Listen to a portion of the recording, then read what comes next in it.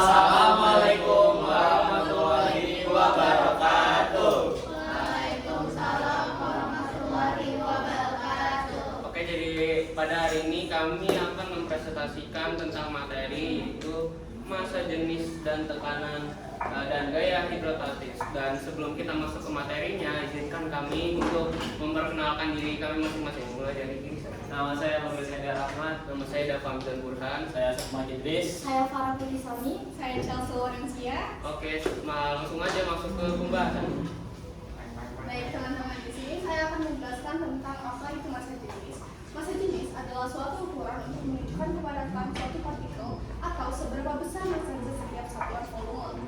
Jadi, massa jenis suatu zat itu pasti berbeda. Hal itu tergantung pada temperatur dan tekanannya. Semakin tinggi temperatur zat, maka massa jenisnya akan berkurang. Dan makin tinggi tekanan yang diberikan pada suatu zat, maka massa jenisnya juga akan semakin tinggi. Oke, jadi kita langsung masuk ke alat mengukur massa jenis. Jadi massa jenis itu bisa diukur teman-teman. Ya, cara mengukurnya itu menggunakan hidrometer. Jadi hidrometer adalah alat untuk mengukur massa jenis zat air. Hidrometer dilengkapi dengan skala yang menunjukkan nilai massa jenis zat yang sedang diukur. Jadi ini merupakan skala dari hidrometer ya teman-teman. Nah, cara menggunakan hidrometer sendiri yaitu dengan mencelupkan ke dalam zat cair yang ingin diketahui massa jenisnya. Lalu tunggu beberapa saat hingga keluar skala pengukurannya. Jadi bisa nanti kayak dari skala good, fair, dan apa ini merah-merah kalau Nah, yang kedua ada yang namanya pignometer. Nah, beda bentuknya ya teman-teman. Kalau pignometer itu bentuknya lebih seperti kayak tabung.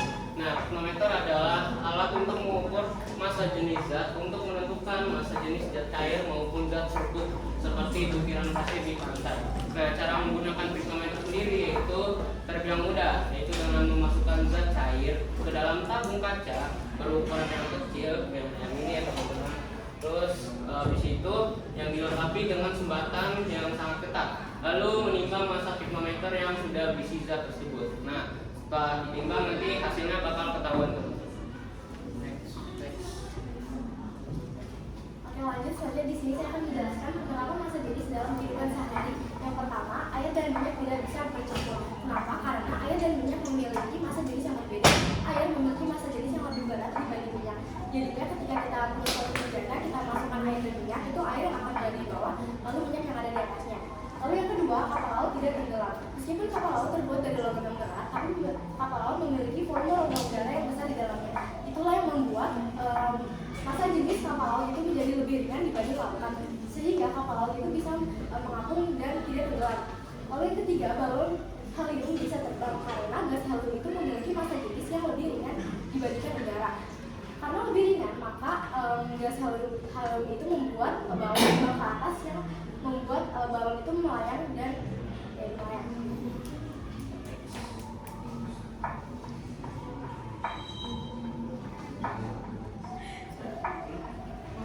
Baik, selanjutnya ini ada rumus dari massa jenis. Massa jenis ini dilengkapi oleh rho yang satuannya itu adalah kilogram per meter kubik. Jadi massa jenis zat tunggal itu rumusnya rho sama dengan massa yang satuannya kilogram dibagi sama volume. Dan Lalu ada massa jenis dua kalau di zat saling bercampur. Jadi kalau misalnya ada dua zat yang mau kita hitung, itu kita cari masing-masing dulu massa jenis dari dua zat itu, baru nanti tinggal dicampur aja. Jadi rumusnya itu pencampuran sama dengan ini N total ya. Jadi P1 kali P1 ditambah P2 kali P2 per volume 1 ditambah volume 2. Oke, selanjutnya ada tekanan hidrostatis. Dan hidrostatis adalah tekanan yang diakibatkan oleh gaya yang ada pada zat cair terhadap suatu ruas bidang tekan pada kedalaman tersebut. Tekanan hidrostatis dalam kehidupan sehari-hari itu pertama ketika kita menyelam di laut atau kolam, maka kita akan merasakan tekanan hidrostatis yang semakin besar jika kita menyelam semakin dalam. Jadi kalau kalian saat lagi berenang, karena tuh ada rasa tekanan di kuping kalian kan, itu tuh adalah salah satu efek dari tekanan hidrostatis. Yang kedua, dasar bendungan pada bagian bawah akan semakin tebal guna menahan tekanan zat cair yang semakin bawah semakin besar. Jadi di bendungan itu yang bagian bawah itu biasanya didesain untuk menjadi tebal agar menahan dari tekanan yang ada pada di bagian bawahnya itu. Lanjut. Lanjut. Nah ini contoh gambarnya nih. Jadi kalau misalkan kayak dia tekanannya cuma segini kan tekanan hidrostatis dipengaruhi oleh ketinggian. Kalau dia ketinggiannya ada segini maka tekanannya kecil sehingga airnya tidak terlalu lebar jauh seperti itu. Nah kalau ini lebih jauh karena dia lebih tinggi dan tekanan hidrostatisnya menjadi lebih besar sehingga air bisa mencerah dengan luas. Nah ini rumusnya. Tadi kan tekanan hidrostatis ini dipengaruhi oleh ketinggian, makanya ada ketinggian dan dia dipengaruhi juga gravitasi dan rho massa jenisnya. Makanya dia rumus jadi rho kali G kali H dengan massa jenis dengan satuannya kilogram per meter kubik, kecepatan gravitasi meter per second kuadrat dan kedalaman meter. Nah untuk gaya hidrostasis ini tuh sebenarnya sama yang dipakai pada kan tekanan itu gaya dibagi luas bidang gitu kan. Nah ini tuh sebenarnya untuk mencari tadi yang gaya hidrostatis itu tuh buat cari gayanya kan sebenarnya cuma tekanannya ini kita kali dengan A, jadi A kita jadi F dengan B kali A. Nah konsep awalnya kayak gini, kenapa makanya dia di sini jadi dikali oleh A. Jadi konsepnya seperti ini, dari tekanan ini tekanan itu kan gaya per luas penambahan luas bidang tekanannya dan dia akhirnya dikali untuk mencari gaya. Lanjut. Nah ini ada tekanan absolut. Jadi itu jadi tekanan absolut itu tekanan atmosfer ditambah oleh tekanan hidrostatis tadi. Jadi itu ini kayak total dari tekanan yang ada. Kadang tuh dia ada diketahui juga tekanan atmosfernya seperti itu. Nah ini tekanan hidrostatisnya ditambah sama atmosfernya. Nah ini yang perlu kalian ketahui juga, satu ATM ini dia sama dengan 1,013 kali 10 pangkat 5 Pascal ya.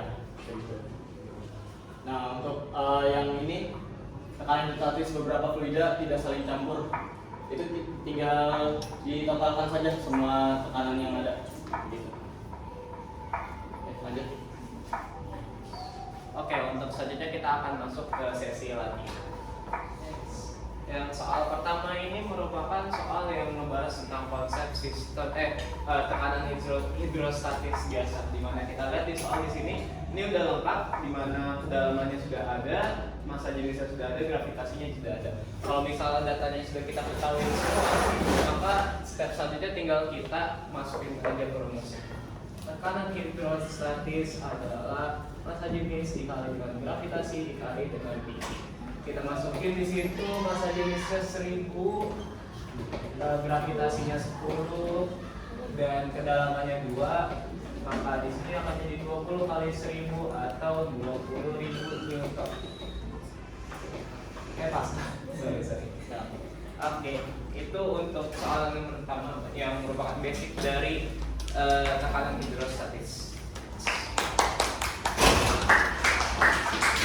Dan ini jawabannya 20.000 Newton, 20.000 Pascal. Dan ini soal yang kedua, di mana soal ini ngebahas tentang konsep dari tekanan hidrostatis, tapi yang ada luas bidangnya. Jadi ini gaya hidrostatis. Dimana kita lihat dari soalnya, di sini udah ada luas permukaannya 2 meter dan tinggi 1 meter. Nanti kita bakal kali. Lalu di sini kedalamannya juga sudah ada dan gravitasi tetap 10 meter per second. Maka kita masukin rumus gayanya, dia sama seperti tekanan hidrostatis namun ditambahin dengan luas permukaan. Dimana luas permukaannya karena di situ persegi panjang, maka kita pakai panjang lebar atau 2 kali 1,5 yaitu 3. Kita masukin massa jenis airnya 1000 gravitasi 10, kedalaman 2 meter, kedalamannya 3 meter, dan luas permukaan tadi 2 kali 1,5 yaitu 3, maka di sini akan jadi 10.000 dikali dengan 9 yaitu 90.000 Newton. Oke.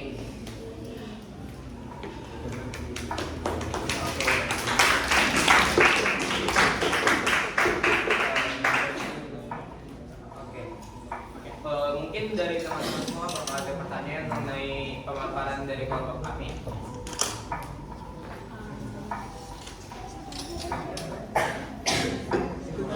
Nah, nama terus absen. Saya mau nanya tadi soalnya Nama dan nama absen. saya Syam dan nama absen 24 kayaknya.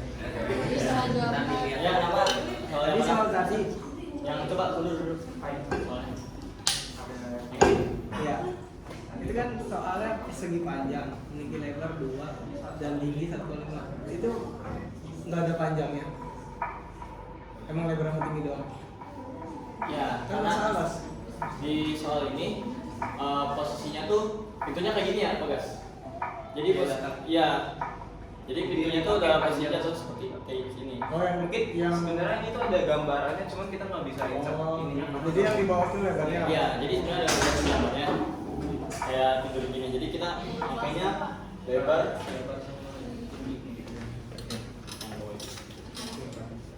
Oke, terima kasih. Mungkin Oke, mungkin untuk kurang lebihnya mohon maaf dan telah selesai pemaparan pada